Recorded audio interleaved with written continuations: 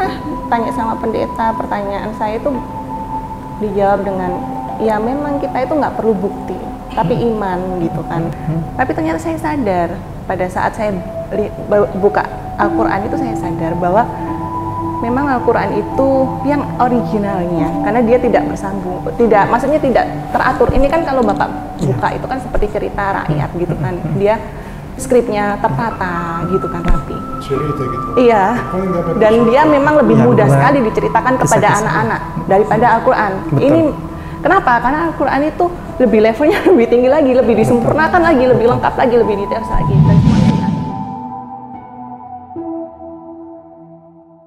Kebetulan saya dari dulu itu belajar kan, rumah saya dari kecil itu di belakang masjid, Pak. Jadi selalu kalau tidur itu mendengarkan orang dakwah, sholat, itu kan pakai mic ya kalian itu gitu kan, pakai toa gitu kan. Jadi saya dengar selalu bangun kalau orang-orang sholat itu kebangun ya, oh kayak gini oh kayak gitu. Dan lingkungan saya juga kan teman-teman Muslim ya, jadi bukan hal yang aneh. Keluarga saya juga keluarga Muslim. Ibu saya yang ikut bapak saya keluarga Kristen. Jadi memang dari dulu kalau doa kok gini sih gitu. Memang sukanya baca-baca buku, cari-cari gitu. Cuma jalannya itu nggak ada karena saya udah nyaman dengan hidup. Bapak saya keluarga besar Kristen, ibu saya juga ikut Kristen, dan saya dari kecil Kristen, dan hidup saya lancar aja gitu loh. Karir lancar, terus semuanya lancar gitu. Jadi saya celahnya nggak ada, cuma saya memang mencari-cari tahu gitu, kok begini gitu. Pernah tanya sama pendeta, pertanyaan saya itu dijawab dengan, ya memang kita itu nggak perlu bukti, tapi iman gitu kan. Memang Allah itu punya 3 kepribadian, jadi kita berdoanya sama Yesus itu juga sama kayak Allah gitu loh. Roh Kudus juga katanya. Selalu pertanyaan saya, kenapa harus melalui Yesus? Kalau kita itu bisa langsung doa kepada Allah, saya bilang gitu. Dijawabnya seperti itu. Ya itu karena iman, sekecil biji sesawi aja. Kalau tumbuh di tempat yang subur, ya kita nggak perlu bukti-bukti seperti itu. Assalamualaikum warahmatullahi wabarakatuh. Alhamdulillah, nikmat Allah kita dipertemukan dalam forum silaturahim ini, kebersamaan bersaudara. Jadi begini, alhamdulillah, ini kami hadir bersama untuk dialog dengan saudara kita dari Kristian. Dan pada malam hari ini, mohon izin hanya kameranya ke saya saja, tidak apa-apa, karena untuk kenyamanan, dan untuk persahabatan, biar sama-sama paling nyaman. Begini, negara kita itu menjamin tentang namanya itu comparative religion, perbandingan agama. Buktinya apa? Buktinya adalah berdiri kampus-kampus di negara kita, di Indonesia ini, kampus-kampus yang jurusannya namanya Fakultas Ushuluddin. Ushuluddin itu concern di bidang perbandingan agama. Ada jurusan khusus namanya SAA, SEE, studi agama-agama. Jadi mempelajari semua agama-agama di dunia, termasuk agama lokal, agama kebatinan di Indonesia. Kalau di Kristen itu ada namanya kampus teologi. Nah, itu juga kampus untuk mempelajari agama-agama, termasuk mempelajari Islam, terutama khususnya. Karena ada mata kuliah namanya Islamologi. Dan itu negara itu menjamin dan memayungi. Ada payung hukumnya. Yang tidak boleh itu apa? Penistaan agama. Itu tidak boleh. Menghina Allah, menghina Rasulullah, termasuk menghina Yesus Kristus. Tidak boleh. Itu penistaan agama. Dan itu pidana. Nah, begini, kalau kita berbicara tentang perbandingan agama, maka hal seperti ini ranahnya akademik. Misal hari ini, malam ini saya membawa 3 Alkitab. Tadi mbaknya bertanya kepada saya, ini kitab apa saja? Yang saya bawa pertama ini adalah Alkitab TB, terbitan Lembaga Alkitab Indonesia, yang lembaga yang punya otoritas resmi untuk menerbitkan Alkitab di Indonesia, namanya LAI.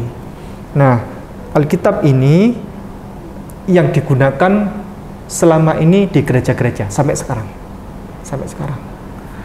Nah, ada lagi yang kedua, yakni Alkitab namanya TB2, edisi terbaru. Edisi baru. Ini terbitan tahun 2023. Kalau ini terbitan sebelumnya. Kebetulan yang ini 2019. Tapi banyak tahun, ada 2017, 2018. Kebetulan ini 2019. Kalau ini terbitan 2023 dan terbaru. Orang menyebutnya ini ada angka 2. TB2 yang disempurnakan istilahnya.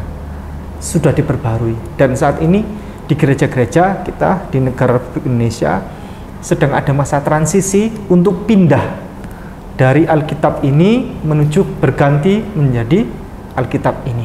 Tetapi para jemaat mayoritas masih banyak yang belum punya, masih banyak yang belum beli. Jadi di sekarang gereja masih banyak yang pakai ini, gitu. Ada beberapa pendeta yang menolak ini, ada beberapa pendeta. Ya, itu masing-masing ini ya, masing-masing nafsi-nafsi ya. Kemudian yang ketiga yakni Alkitabul Muqaddas. Kitab ini adalah kitab punyanya Kristen Ortodoks. Kebetulan saya belinya di Luxor di Mesir. Yang lalu saya dibiayai oleh teman untuk sempat ke Mesir ya, sampai ke Luxor, Aswan dan seterusnya. Terus kebetulan ini saya belinya di Luxor, dan Alkitabul Muqaddas ini dipakai oleh orang-orang dari Kristen Koptik, terutama Koptik Ortodoks ya, yang di Jazirah Arab di sana.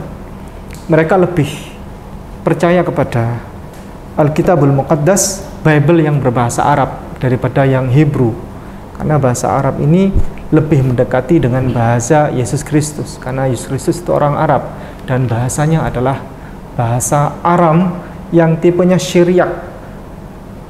Itu satu rumpun dan cikal bakal dari munculnya bahasa Arab. Nah itu. Baik, saya mulai dari ini. Saya mulai dari yang disampaikan oleh Mbak tadi, bahwa Mbak tadi mulai dari kecil ya, hidup di depan masjid, belakang masjid, dan setiap hari mendengarkan azan subuh, terdengar ada orang sholat subuh tiba-tiba ikut terbangun dan seterusnya. Oh begitu ya, Islam begitu. Nah ini menarik ini. Yang sebenarnya Yesus Kristus juga Muslim. Dari mana kita bisa membuktikan? Dari ini, Alkitab ini. Yesus Muslim. Nanti akan saya berikan bukti-buktinya.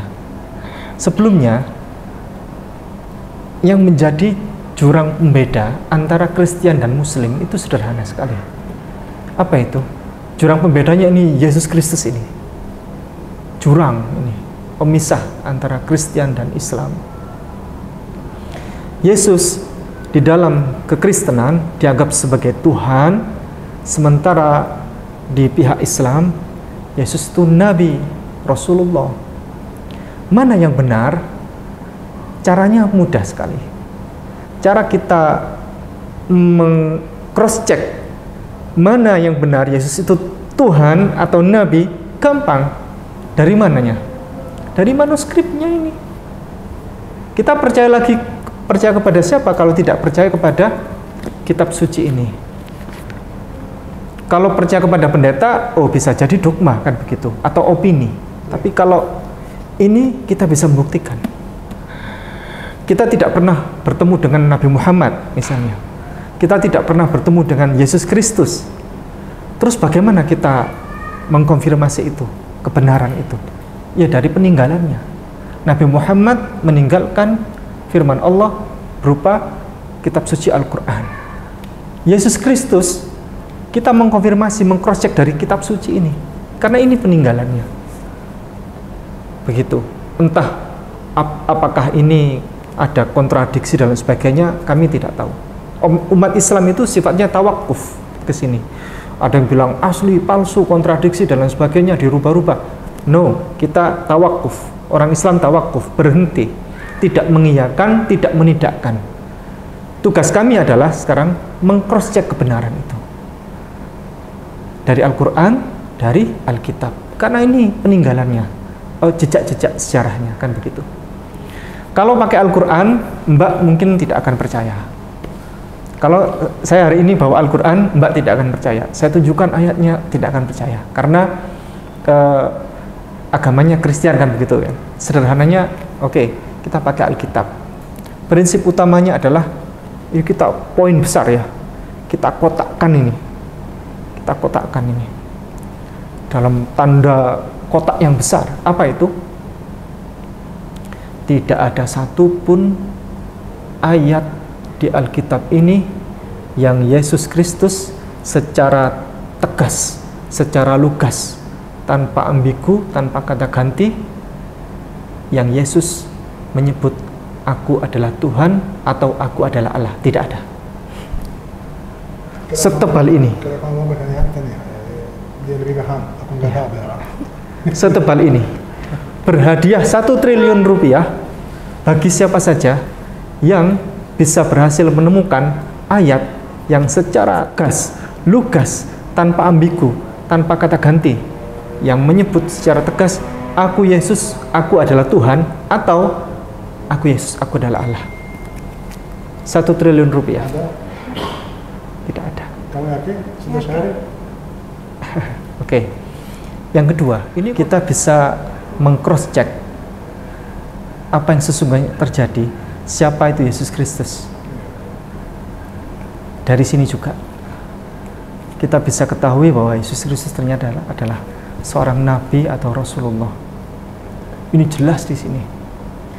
Kita mulai dari sini. Kita pastikan bahwa saat Allah bagi-bagi akal sehat, ya, kita masuk dalam kategori, masuk dalam golongan orang-orang yang sudah dibagi-bagikan sama Allah akal sehat. Jadi ketika Allah, siapa yang minta akal sehat? Saya, gitu kan, mengacungkan tangan begini, pastikan kita termasuk golongan orang-orang yang mengacungkan tangan. Saya mau akal sehat. Bagaimana caranya? Open mind, terbuka. Terbuka apa?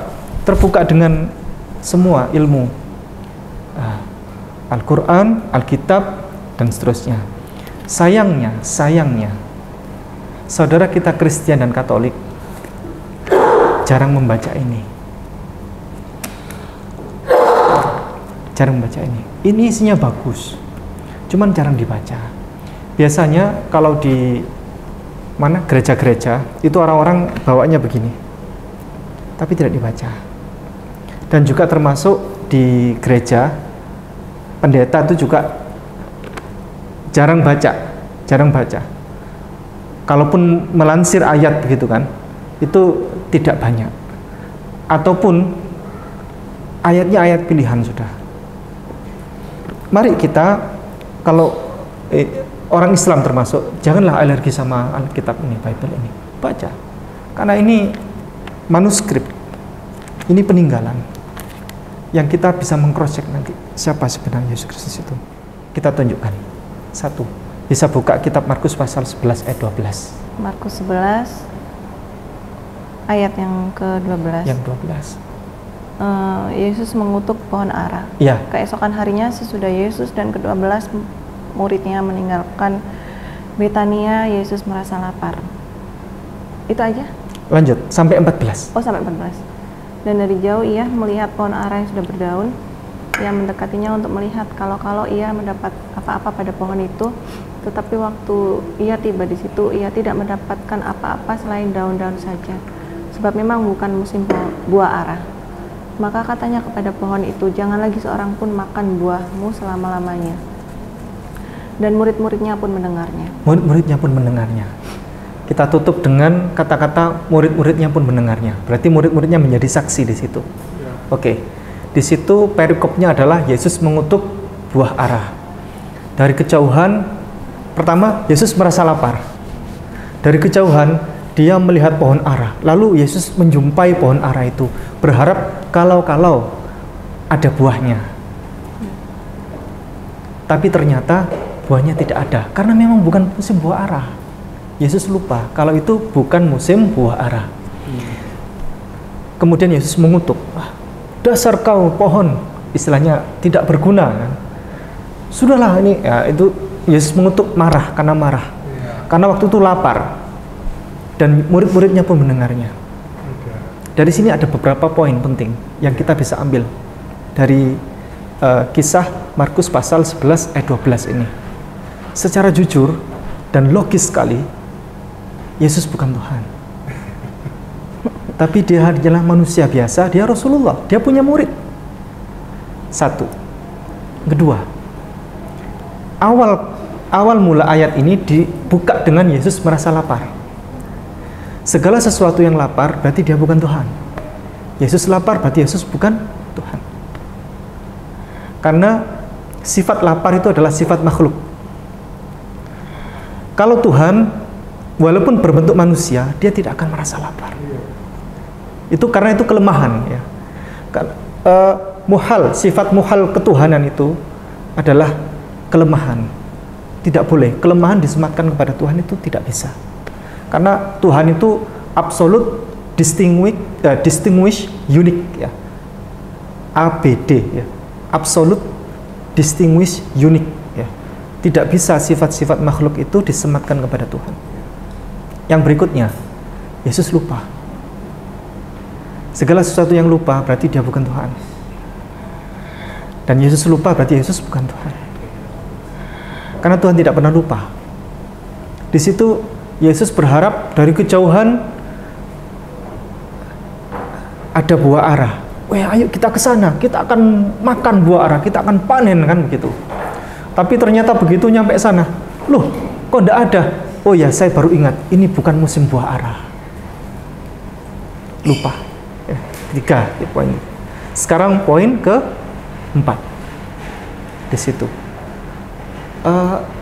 Yesus tidak tahu kalau di depan ternyata adalah tidak ada buah ara, tidak berbuah pohon itu.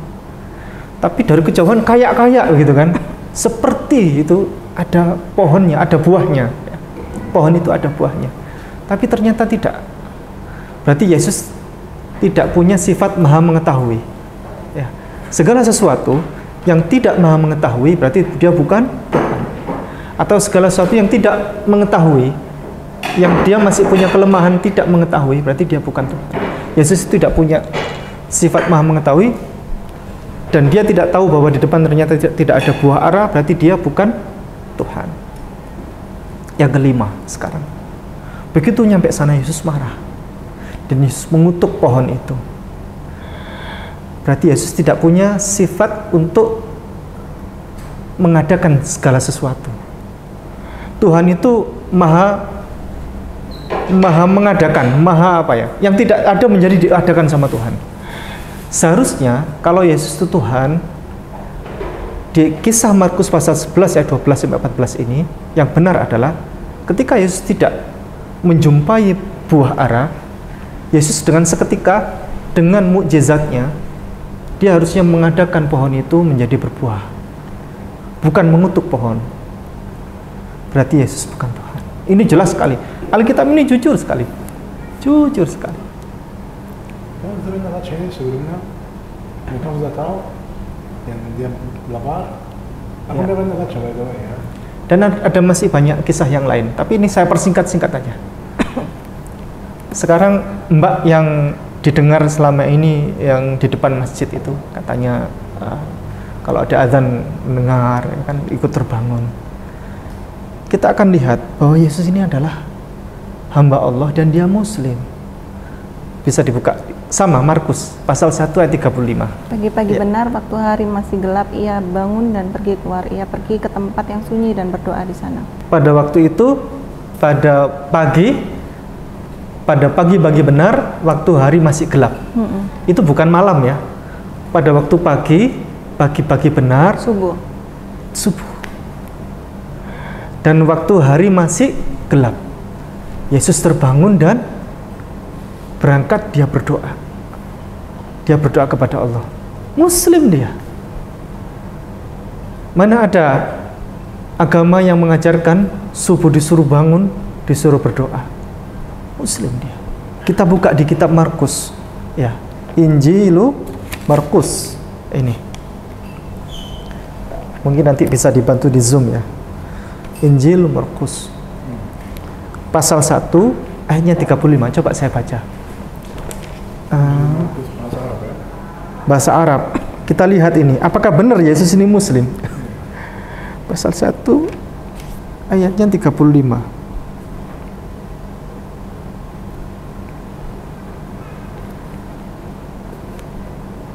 Nah ini 35. Itu tadi pagi benar, hari masih gelap, ya. Hari masih gelap. Wa fis subhi. Subhi, ya, subuh. Pada waktu masih subuh. Ini Alkitabnya Pak Bambang Nursena. Pak Bambang Nursena ini tokoh Kristen yang terkenal di Indonesia. Kitabnya ini kitab ortodoks bahasa Arab ini. Ya. Wa fis subhi bakir. Ini bakirun jiddan. Ya. Masih gelap sekali. Ya. Bakir itu yang belum ada matahari. Qama ini. Qama itu dia bangun. Bangun ya. Ya. Wa kharaja. Keluar. Ya. Wa madha ila mawdi' khala. Di kelimah al-qusam itu ya. Wa kana yusalli. Dia salat. Hunaka. Dia salat. Kata-katanya salat. Yusalli ini, salat. Oh ya. Dia salat. Saya ini ya. Kalau di sini berdoa, kalau di situ salat. باكرا جدا قام وخرج ومضى إلى موضع الخلاء وكان يصلي هناك. Dia salat sana. Yusalli salat. وكان يصلي sana. Bahasa Indonesia apa? Berdoa. Berdoa bukan salat. Bukan. Kenapa? Kenapa berubah? Salat kan bahasa Tidak tahu. Arab. Itu di sana bahasa Arab. Bahasa Arab. Tingkatan kedekatan kepada Tuhan itu sebenarnya salat, doa itu di bawahnya. Iya, salat ya. Makanya itu bahasa Arab itu. Iya. Jadi buat kita ya. Iya. Doa terjemahnya bahasa Arab doa. Doa, betul. Salat terjemahnya bahasa Arab. Betul. Salat bahasa Indonesia terjemahnya bahasa Arab salat. Bukan salat, bukan doa terjemahnya salat sini. Betul. Itu ada benaran, itu ada aneh. Karena ini doa itu misal aku ini bilang ya Allah astagfirullah. Begitu. Ini doa. Betul. Salat itu aku harus wudu dan berdiri dan salat dan ada aturan ya salatnya, waktunya salat. Betul. Salat itu Ini salat, ini doa. betul, doa. Oke. Satu perangkat ya. Satu perangkat liturgi yang khusus ya. Yang kalau salat itu yang itu ada tata caranya. Jadi salat itu kita Kalau doa cuma begini saja. Ya Allah, saya hari ini minta begini, saya bersyukur kepada Engkau. Ini bukan salat. Makna yang di sini, yang tertera di sini, yang di Alkitabul Muqaddas ini jauh lebih luas ini. Salat. Salat itu lebih Betul. besar. Nanti beberapa kata, nanti kita bisa cross check mana yang benar antara ini atau ini. Bisa kita cek. Ya. Selain salat ya. Dan tetap kalau dia itu mau salat, Iya. itu bukan dia itu salat ke siapa? Ke dirinya. Betul. Di sini di Markus pasal 1 ayat 35, seandainya Yesus Tuhan, tidak perlu dia salat atau tidak perlu dia berdoa. Oke, kita nggak usah pakai kata salat dah. Kita pakai kata doa saja. Oke, saudara kita Kristen minta setuju yang doa. Oke, tidak apa-apa. Kita pakai yang doa saja. Kenapa Yesus berdoa? Kalau Yesus Tuhan, Yesus tidak perlu berdoa. Dan ini Yesus berdoa ini di Alkitab setebal ini berkali-kali jumlahnya yang berkisah tentang Yesus berdoa. Lukas pasal 6 ayat 12. Lukas pasal 6 ayat 12. Boleh dibacakan. Selalu Yesus berdoa, Yesus berdoa, Yesus berdoa gitu. Lukas pasal 6 ayat 12. Pada waktu itu pergilah Yesus ke bukit untuk berdoa dan bermalam-malaman ia berdoa kepada Allah. Pada waktu itu Yesus naik ke atas bukit dan Yesus berdoa kepada Allah semalam-malaman. Dia berdoa kepada Allah. Ini salat atau doa? Berdoa. Salat. Salat. Salat. Di sini tadi berdoa. Oke, kita pakai yang ini dulu. Kita pakai ini dulu. Yesus naik ke atas bukit. Lalu Yesus berdoa semalam-malaman. Berarti lebih dari 1 malam. Dia berdoa kepada Allah. Bagaimana ceritanya Yesus berdoa semalam-malaman lebih dari 1 malam kalau dia bukan hamba Allah? Hamba Allah dia. Muslim. Dan dia adalah Rasulullah, manusia biasa yang kalau dia punya masalah, ini dia lagi punya masalah ini. Di Lukas pasal 6 ayat 12 ini. Dia punya masalah besar, dia ketakutan, dia berdoa kepada Allah. Semalam-malaman dia minta tolong. Kita cek di Alkitabul Muqaddas. Apakah benar ini? Lukas pasal 6 ayat 12. Adanya di Injil Lukas atau Luka, ya ini. Luka. Injil Luka. Pasal 6 ayatnya 12. Ya. Oke. Ini. Wa fi tilkal ayyam kharaja ilal jabali liyusalli. Wa qada al-laila kullahu fi sholati lillah. Dia salat kepada siapa yuk? Dia berdoa kepada siapa ini? Ini katanya as-salat, ini nawin ya. Jadi ini nawin apa nawin bahasa Indonesia apa? Nawin. Jadi ke bahasa Inggris ada verb dan noun. Iya, ada noun. Noun itu apa? Noun itu apa ya? Apa? Kata benda. Kira-kira jadi itu sudah Salat. As-salat ini saya. Ini as-salat. Kalau kamu akan baca azan itu hayya 'alas salat. Di TV hayya 'alas salat. As-salat ini sama seperti ini. Itu masih ditambah lagi as-salatu lillah. Lillah. Dia salat kepada Allah. Iya, di situ juga Allah. Oke, orang-orang tidak setuju, tidak sepakat kalau itu salat. Oke, kita pakai doa saja. Kita pakai doa. Yesus semalam-malaman berdoa kepada Allah. Kalau kita simpulkan, apakah Yesus itu Allah? Bukan. Berbeda. As-salat lillah, ini ada lam. Lam itu jadi misal aku salat ki Allah. Jadi lam itu untuk ki ya. Kepada Allah. Ini as-salat lillah. Ya. Jadi ini jelas lillah. Jadi aku misal a'i laki. La itu untuk kamu ya. Jadi ini dia salat lillah, li Allah. Ini Alkitab ini jujur sekali menyampaikan siapa Yesus Kristus yang sebenarnya. Ada yang bilang, Yesus Kristus itu kan dia anak Allah. Karena dia memanggil Tuhannya dengan sebutan Bapa. Ya kan? Ada Bapa, ada anak berarti. Dia anak Allah dia. Dia itu anaknya Tuhan. Kita buktikan Yohanes pasal 20 ayat 17. Yohanes pasal 20 ayat 17. Apakah benar itu Yesus itu anak Allah? Dan Yesus itu putranya Allah. Yohanes pasal 20 ayat 17. Itu Yesus sendiri yang ngomong di situ. Kata Yesus kepadanya, janganlah engkau memegang aku, sebab aku belum pergi kepada Bapa. Tetapi pergilah kepada saudara-saudaraku dan katakanlah kepada mereka bahwa sekarang aku akan pergi kepada Bapakku dan Bapamu, kepada Allahku dan Allahmu. Ya, poin ini penting. Yesus mengatakan, aku akan pergi kepada Bapakku dan Bapamu, kepada Allahku dan Allahmu. Dia itu Bapakku, dia itu Bapamu juga. Dia Allahku, Allahmu juga. Jadi panggilan Bapa itu sebenarnya panggilan kesayangan Yesus kepada Allah. Saking dekatnya panggilan sayang Yesus itu Bapa. Tetapi ini tidak pakai K ya, tidak pakai K ya. Tetapi Bapa itu bapaknya saya juga, bapaknya Mbak juga, bapaknya semuanya, bapaknya murid-murid juga. Pada Bapakku, Bapakmu juga, Allahku, Allahmu juga. Begitu. Jadi dia itu nggak ada spesial untuk Yesus ya. Kalau mau masih ngotot aja, Yesus kan anak Allah, ya kan? Jadi kalau misal Yesus Tuhan, kayak itu anak Allah, aku juga harus Tuhan ya. Kalau dia juga harus Tuhan, kan dia Iya. panggil dia itu juga kamu anakmu, jadi kamu terus juga Tuhan. Iya. Jadi kita semua Tuhan sini ya. Ada yang bilang ini 7 miliar Tuhan ya. anak gajah berarti gajah, ya kan? Anak badak, badak. Anak sapi, sapi, Aku ya kan? baca beneran ini. Jadi aku memang Iya. itu kalau dulu aku baca beberapa Iya. itu sendiri ya. Dan saya sudah tahu ya.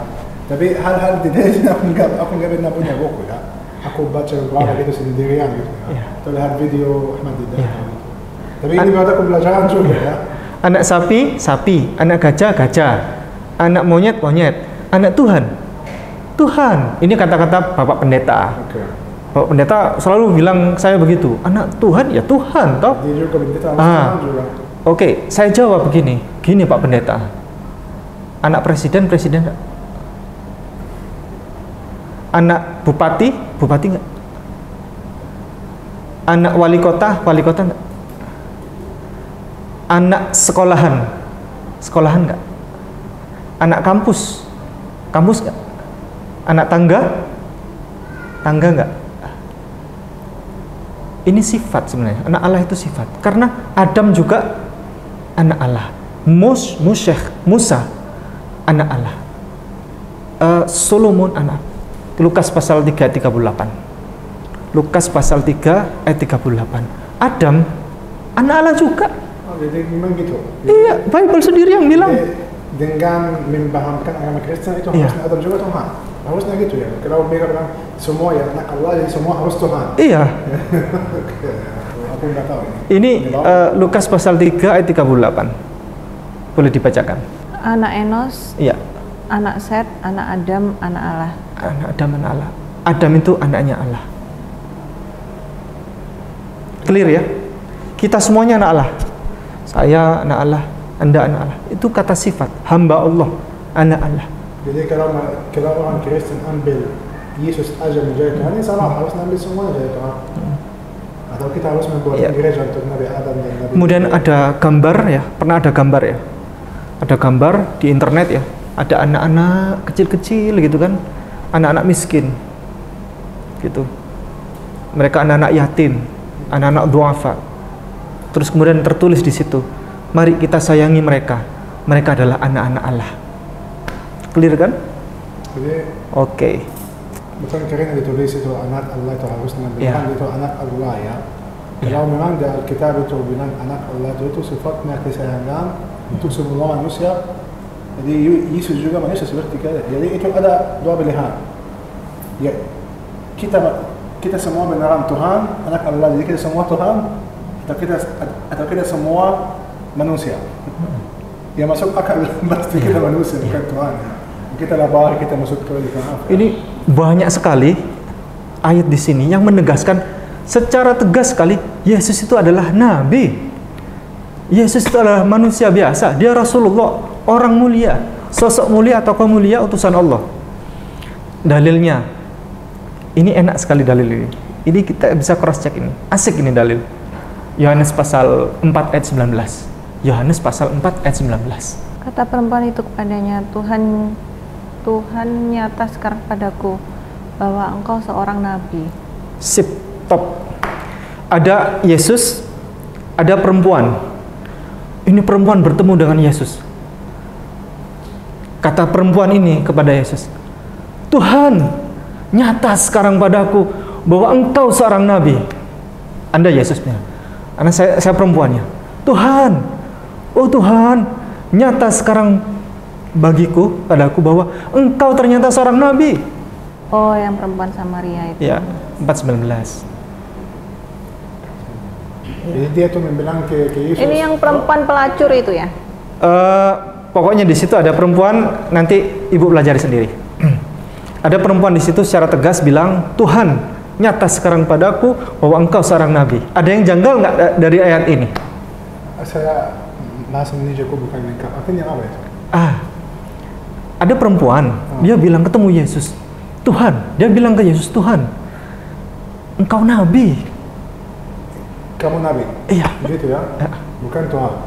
Oh, bukan, dia bilang, Tuhan, engkau nabi. Oh, itu- Ada yang janggal nggak? Ada yang janggal nggak? Ini Bapak sudah dapat nih Bapak. Apa itu engkau? Aku nggak paham artinya. Jadi ini Tuhan, ini Nabi. Janggal ini ayat ini. Karena downgrade dari Tuhan menjadi Nabi. Dia bilang Tuhan kamu Nabi. Iya. Oh, gitu ya? Iya. Engkau itu kamu ya? Iya. Oh, aku nggak tahu. Ya, engkau itu kamu, ya, engkau itu kamu. Ya. Oh, oke. Downgrade ini, Tuhan downgrade ke Nabi, sama seperti gini. Bapak gubernur, ya. Ah, Bapak gubernur. Ternyata Bapak ketua RT. Oh ya, aku sudah. Downgrade. Marah kan? Bapak marah pada saya kan? Bu Gubernur saya bilang ketua RT. Janggal ini ayat. Kita bisa cross check di Alkitab terbitan terbaru, paling baru, Yohanes pasal 4 ayat 19. Apa kata itu di Alkitab? Tuhan. Bukan Tuhan, yang ini Tuhan. Oh iya. Tuhan, nyata sekarang padaku bahwa engkau seorang nabi. Ini Bible masih baru ini. Ini masih baru.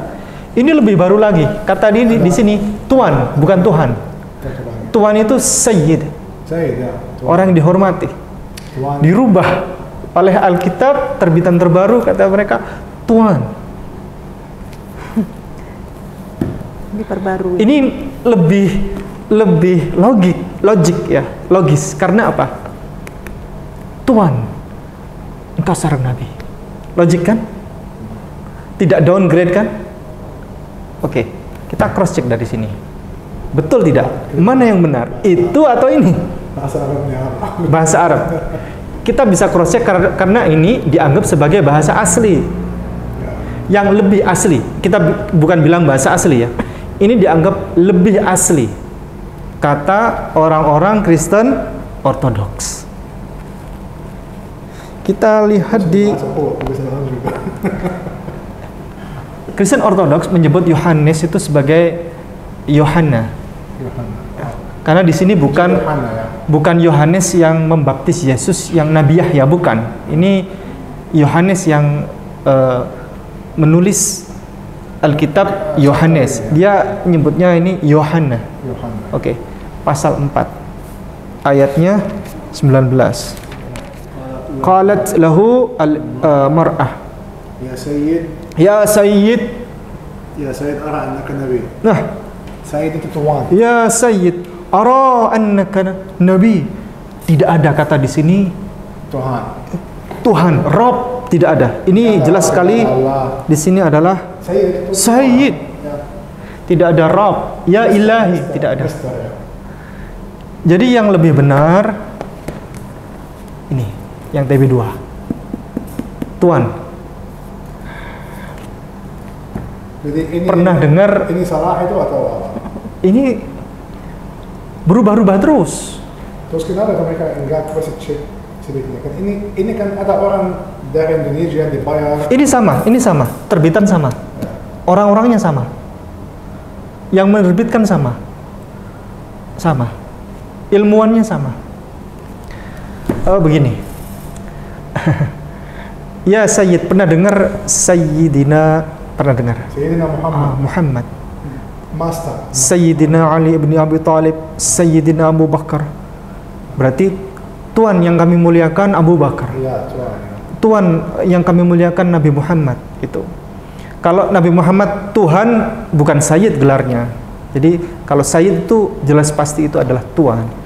Karena di Indonesia itu sejak zaman penjajahan zaman dulu itu, tahun-tahun yang dulu, itu mulai muncul gerakan program untuk mengkristenkan orang-orang Indonesia lewat ambiguitas kata Tuhan jadi Tuhan, Tuhan jadi Tuhan ini. Ah, gitu ya. Biar orang-orang menjadi Kristen gitu ya. Iya. Jadi ada hutang versus utang, sama tidak? Sama kan? Pembaruan versus pembaharuan. Orang hutan versus orang utan, sama.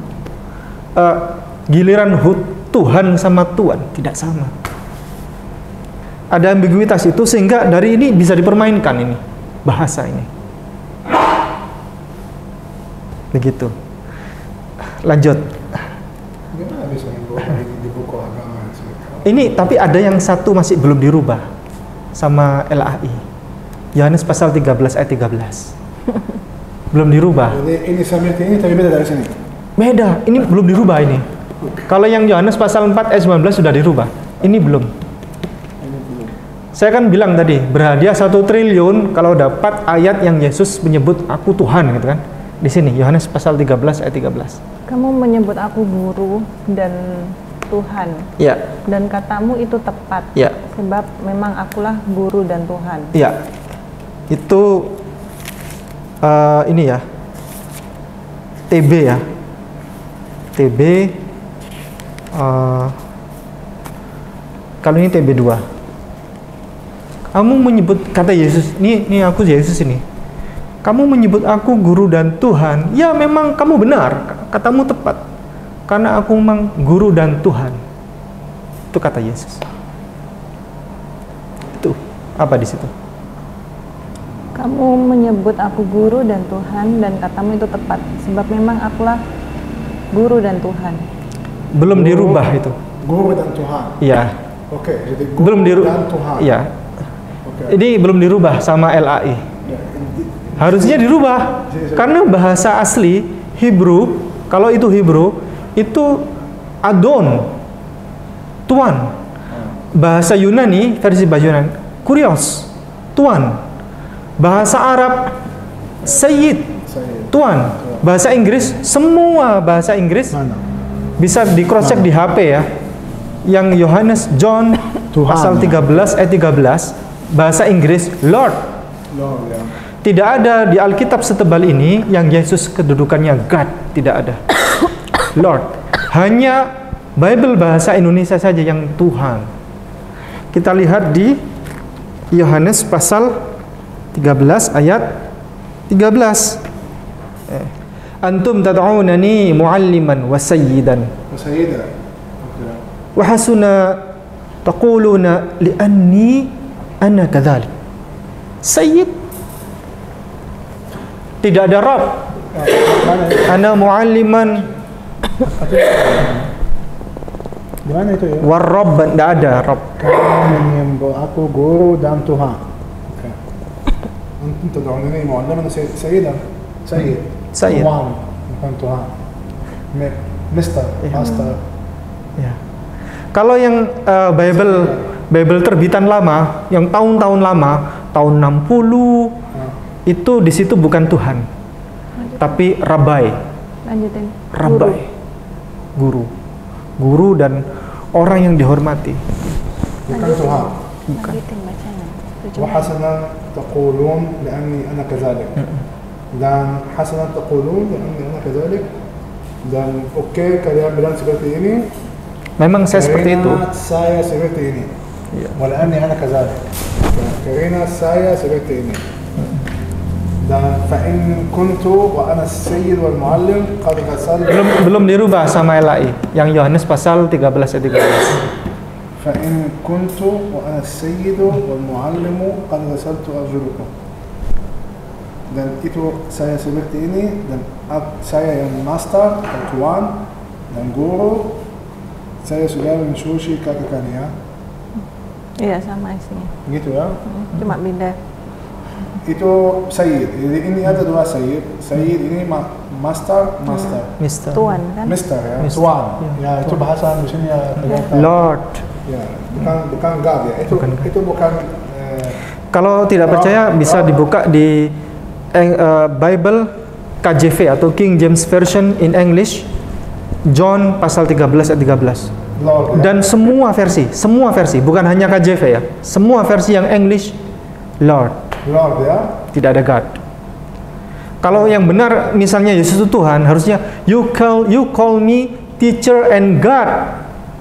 Harusnya begitu. Tapi di semua bahasa Inggris tulisannya you call me teacher and Lord. Yes, I am teacher and Lord. Versi yang lama bahasa Indonesia tulisannya apa? Tuhan. Di versi yang lama. Versi lama, Rabbi.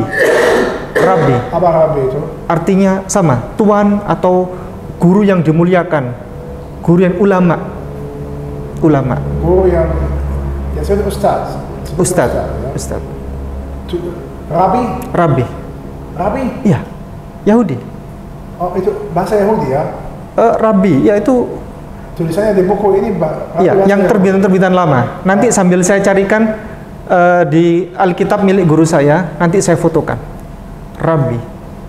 Bible terbitan lama. Rabbi itu bahasa Yahudi artinya guru. Guru. Ulama. Ulama, ustaz Iya. ya. Malah itu, nah orang Yahudi ini, malah itu hampir sama seperti Rabb juga. Bukan main-main juga. Baik. Bahasa mereka juga Yahudi. Nggak jelas mereka juga. Di Alkitab setebal ini, Yesus itu berkali-kali selalu bersyahadat. Syahadat. Syahadatnya Yesus banyak sekali. Kalau mau kita ungkap. Tapi saya akan sebutkan cuma 2 saja. Karena mempersingkat waktu ya. Iya. Saya punya banyak sekali koleksi syahadatnya Yesus. Banyak di sini. Saya sebutkan cuma 2. Markus pasal 12 ayat 29. Markus pasalnya 12 ayat 29. Syahadah ya. Dia persaksian bahwa dia punya Tuhan namanya Allah. Di Alkitab setebal ini selalu Yesus itu bertauhid. Yesus itu selalu mentauhidkan Allah. Selalu mengagungkan Allah ya. Markus pasal 12 ayat 29. Jawab Yesus, hukum yang terutama ialah, dengarlah, hai orang Israel, Tuhan Allah kita, Tuhan itu Esa. Ya. Kata Yesus ditanya oleh umatnya, Yesus, hukum terutama itu apa? Menurut engkau, ya. Ter itu paling, utama itu tinggi. Hukum paling tinggi itu apa? Ayul hukum. Yang paling tinggi, yang paling bagus, apa di Yesus? Kata Yesus begini, Yesus menjawab. Fa'ajaba Yesus. Begini. Hukum terutama itu ialah Shema Yisrael Adonai Elohenu Adonai Echad, kata Yesus. Itu katanya bahasa aslinya itu Hebrew, bahasa Hebrew. Shema Yisrael Adonai Elohenu Adonai Echad. Dengarkanlah hai orang Israel. Ini ada umat ini, Yesus berkata, dengarkanlah hai orang Israel, Tuhan Allah itu, Tuhan Allah kita, Tuhan itu Echad. Echad itu seperti ahad. Bahasa Arab ya. Itu bahasa Ibrani. Bahasa Ibrani kan satu rumpun sama bahasa Arab. Ya, Echad, ya, ahad. Shalom, salam. Shalom alaikum. Assalamualaikum. Shalom alaika. Assalamu alaika. Al-lail, Laila. Sama. Echad, ahad, satu. Jadi jelas sekali ya. Dengarkanlah orang Israel, Tuhan Allah kita itu, Allah itu Echad, satu, kata Yesus. Kalau Yesus itu Tuhan, harusnya Bible itu bilangnya begini, harusnya dirubah. Ditanya Yesus, Yesus, hukum terutama itu bagaimana? Hukum terutama itu ialah, dengarkanlah orang Israel, Tuhan kalian itu aku. Di sini ya. Tidak ada. Harusnya kalau dia Tuhan, Tuhan kalian itu hai orang Israel, Tuhan kalian itu aku. Sembahlah aku, harusnya begitu, tapi tidak. Yesus itu selalu mengajarkan tentang syahadah. Dengarkanlah orang Israel, Tuhan Allah kita, Tuhan itu Echad, Tuhan itu satu. Di sini juga sama. Oke, baik. Buka lagi syahadatnya Yesus, Yohanes pasal 17 ayat 3. Yohanes pasal 17 ayat 3.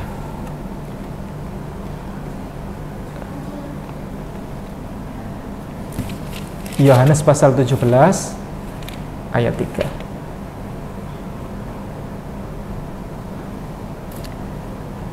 Inilah hidup yang kekal, yaitu bahwa mereka mengenal Engkau, satu-satunya Allah yang benar, dan mengenal Yesus Kristus yang telah Engkau utus. Itu kata Yesus. Yesus selalu mengatakan inilah hidup yang kekal itu. Kekal itu adalah akhirat ya. Kekal, hidup yang kekal abadi. Inilah hidup yang kekal itu, bahwa mereka mengenal Engkau satu-satunya Allah yang benar, dan mengenal Yesus Kristus yang telah Engkau utus. Berarti asyhadu alla ilaha illallah wa asyhadu anna Isa ibnu Maryam Rasulullah. Saya bersaksi bahwa tidak ada Tuhan kecuali Allah, dan saya bersaksi bahwa aku ini Isa putra Maryam, Rasulullah. Jelas itu sudah. Kamu paham? Saya ulangi lagi. Inilah hidup yang kekal itu, bahwa mereka ini semua orang umat manusia ini mengenal Engkau ya Allah, satu-satunya Allah yang benar, dan mengenal aku Yesus Kristus ini yang Allah utus. Syahadah ini, syahadatain, 2 kalimat syahadat. Udah clear? Sebelum saya lanjutkan, ada pertanyaan, silakan. Beneran. Beneran. Ya. Yang kamu dulu kan tanya juga, Iya. dia nggak jawab. Dia bisa jawab. Sudah aku tadi cerita sama bapaknya. Pendeta selalu menjawab imani saja. Selalu imani saja. Tadi dia udah nanya ke pendeta kok, bagaimana pendeta kalau ini imani saja. Di Kristen itu seperti itu. Semua, kalau pendeta nggak bisa jawab, imani saja. Kalau mendebat pendeta, mendebat imam di kekristenan, itu akan dijawab begini: roh iblis sedang merasukimu. Oh, habis masuknya dia ya. Itu. Baik, saya lanjutkan. Ini poin-poin terakhir ya, sebelum kita akhiri.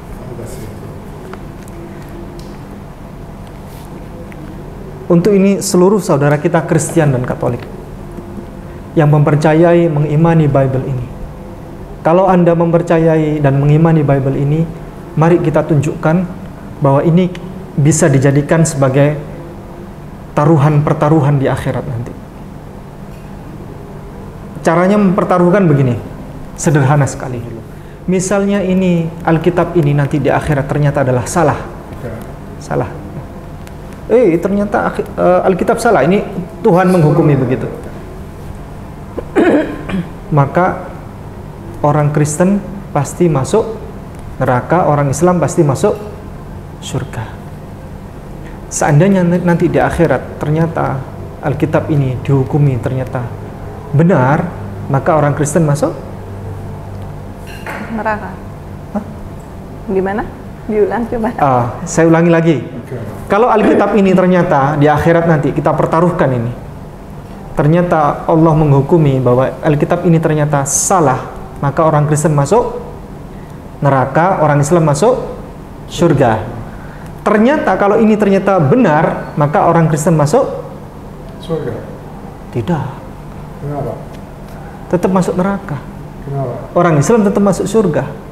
Karena yang menjalankan syariat ajaran Bible ini orang Islam semua. Oh ya. Orang Kristen tidak menjalankan ajaran perintah Bible ini. Banyak sekali. Contoh, Mbak orang Kristen toh, kenapa hari ini tidak mengenakan hijab? Padahal hukum perintah berhijab di sini tegas sekali. 1 Korintus pasal 11 ayat 5 sampai 6. Iya, saya sudah baca semuanya itu. Sudah baca? Ada banyak memang larangan. 1 Korintus pasal 11 ayat 5 sampai 6. Hukum berhijab, tata cara untuk wanita wajib berhijab. Kalau tidak mau berhijab maka wajib dicukur habis rambutnya. Itu di sini. Oke. Contoh berikutnya. Yesus berkhitan.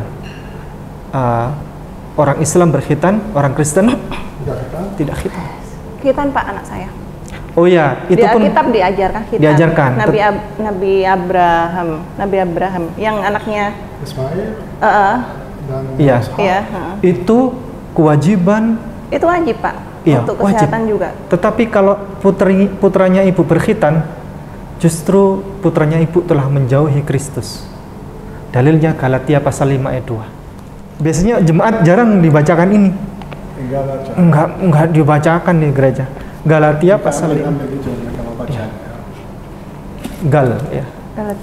Galatia pasal 5 ayat 2.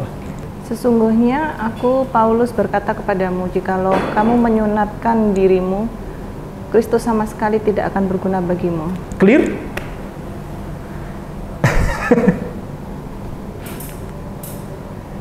Tapi di bawahnya ada lagi Pak. Apa? Sekali lagi kutegaskan kepada setiap orang yang menyunatkan dirinya bahwa ia wajib melakukan seluruh hukum Taurat. Kamu lepas dari Kristus jikalau kamu mengharapkan pembenaran melalui hukum Taurat. kamu hidup di luar anugerah. Iya, tapi orang Kristen banyak sekali yang tidak bersunat. Sebab bagi orang-orang yang ada di dalam Kristus Yesus, hal bersunat atau tidak bersunat tidak mempunyai arti. Iya. Hanya iman yang bekerja oleh kasih. Kalau putranya ibu bersunat, alhamdulillah ibu masuk di Kristen yang garis lurus.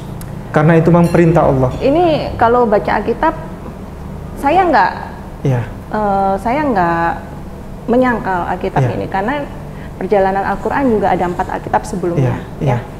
Al-Quran itu adalah yang disempurnakan oleh Allah, yang paling akhir. Jadi saya tidak menyangkal Alkitab. Di Alkitab ini semuanya juga hampir sama. Nabi-nabinya juga ditulis ceritanya. Tapi Yunus kenapa dan lain-lain. orang Kristen tidak menjalankan perintah Alkitab ini? Contoh lagi. Yesus mati, dikubur, dikafani menggunakan kain kafan warna putih, tidak dipeti. Ya itu benar, karena itu makanya sekarang saya masuk Islam untuk menyempurnakan iman saya. Alhamdulillah. Matius pasal 27 ayat 59. Itu dari dulu memang saya sudah berbicara dengan Apa itu? Saya nggak paham. Saya nggak tahu. sebentar. Saya juga baca Alkitab, Pak, dan saya juga baca Al-Quran meskipun Al-Qurannya belum selesai, tapi saya baca terjemahan. Jadi memang di Alkitab itu semuanya ada, diwajibkan untuk berhijab, tidak boleh makan babi yang berkuku tajam dan macam-macamnya, itu semuanya ada. Setiap sekali saya tanyakan ke pendeta, Imani saja. beliau bilang karena di perjanjian baru semua diperbarui sesuai dengan kebutuhan manusia. Seperti itu. Jadi diperbarui itu dirubah. Termasuk ya banyak hal ya Pak. Karena itu saya belajar lagi. Ya. Saya nggak puas dengan jawaban-jawaban yang ada. Saya mencari tahu, saya belajar, dan ya titiknya mungkin Allah bantu saya itu sekarang ini, dan saya diketemukan dengan Bapak, dan semua yang Bapak suruh baca itu sudah saya baca. Dan juga memang Yesus selalu mengajarkan bahwa berdoanya itu jangan ke aku, berdoanya sama Allah. Dan puasa juga diajarkan. Betul.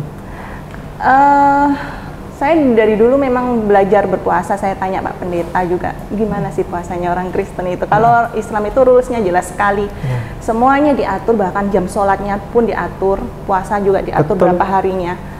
Betul, sudah pintar ini.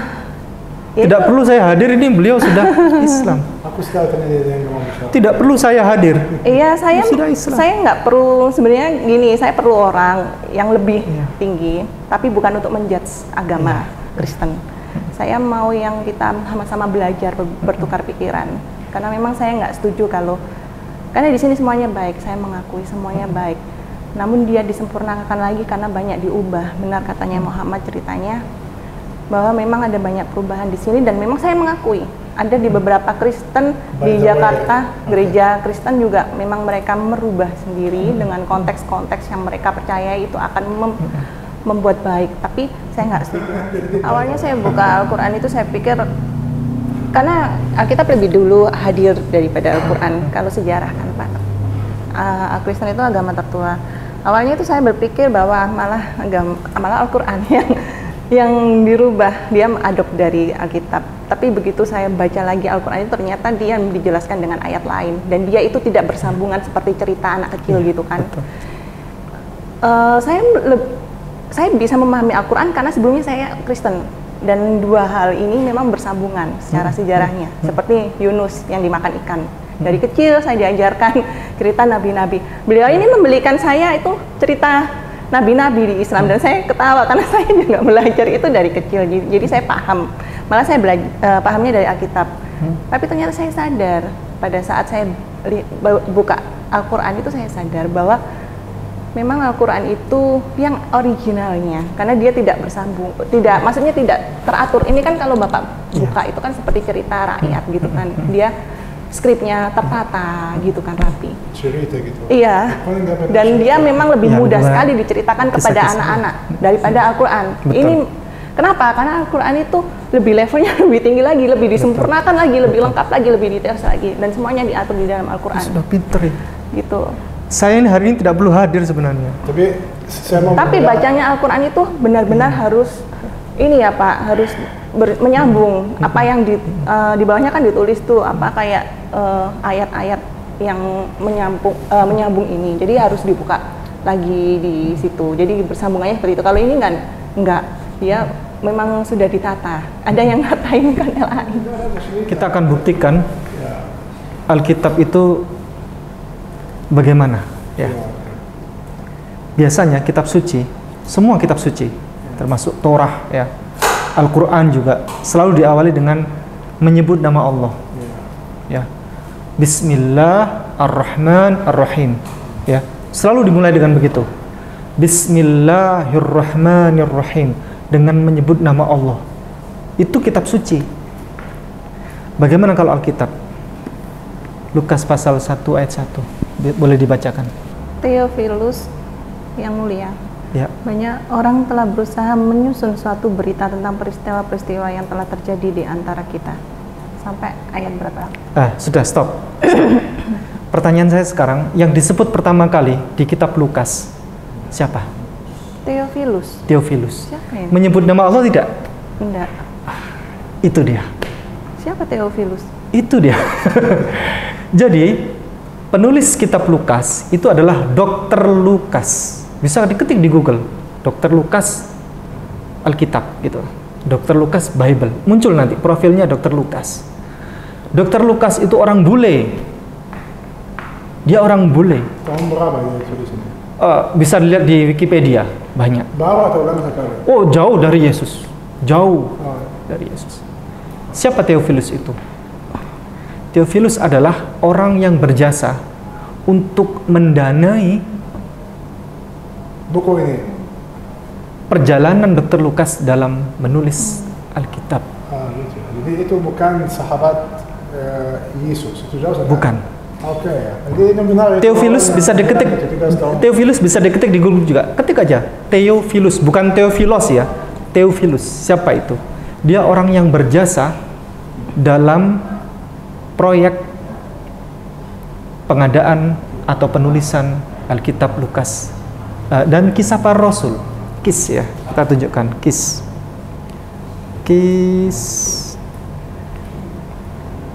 Kisah Para Rasul. Siapa yang disebut pertama kali? Allah kah?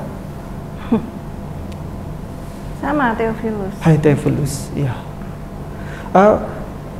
S2. S3.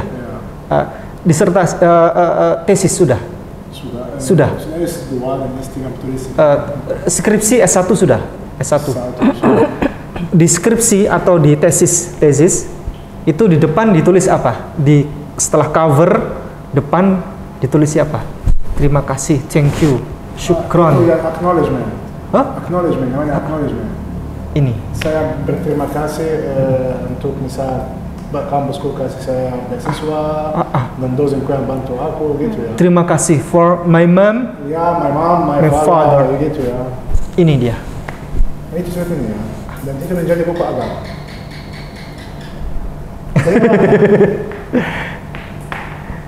Biasanya dalam kitab Torah ya ataupun Al-Quran itu selalu pertama kali yang disebut adalah Allah. Bismillahirrahmanirrahim. Torah kita tunjukkan. Ini Torah. Torah ini yang dipakai oleh Kristen, dipakai untuk perjanjian lama. Apa yang disebut pertama kali? Kita lihat. Ya. At-Takwin. Ini lembar pertama dari kitab Torah. At-Takwin, pembukaan kitab Kejadian ya. Fil bad'i khalaqallahu as-samawati wal ard. Siapa yang disebut pertama kali? Ini yang Torah ya. Torah itu kitabnya Yahudi, tapi dipakai oleh orang Kristen sebagai kitab suci, perjanjian lama. Taurat. Ya, Tanakh. Taurat. Ya, Taurat. Bahasa Arab Taurat. Siapa yang disebut bahasa Inggris Torah. Saya bertanya kepada Bapak Ibu, siapa yang disebut pertama kali di sini? Ya, itu Allah. Allah. Nama Allah. Semua kitab suci itu Allah yang disebut. Harus menggunakan nama Allah. Nama Tuhan. Banyak saudara kita Kristen Katolik tidak sadar tentang itu. Iya. belum belum sadar tentang Hai Theophilus itu kan yang mulia. Udah kita waktunya tutup. Demikian kita akhiri.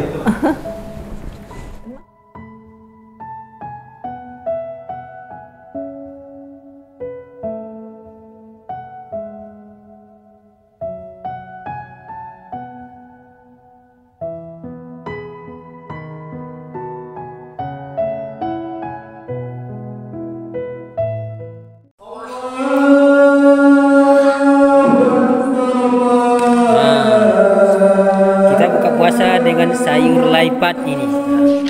Lihatlah mereka, para mu'alaf di pedalaman, berbuka dengan makanan apa adanya. Karena untuk beli beras saja mereka tidak mampu. Ayo, dukung kami dalam kegiatan Ramadan bersama para mu'alaf binaan Mu'alaf Center Nasional Hagia Sophia yang ada di pelosok Nusantara. 1. Kegiatan buka bersama para mu'alaf binaan yang tersebar di berbagai daerah pelosok pedalaman. 2. Kegiatan bingkisan Ramadan untuk para mu'alaf du'afa yang tersebar di berbagai daerah pelosok pedalaman.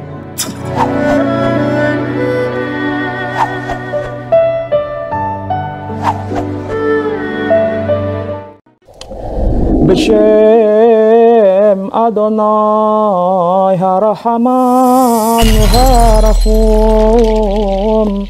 Hadahillah Ledonai Rabban Ha'alamin Harahaman Harahum Molech Yom Haddin Otcha Abedim Obecha Mistayim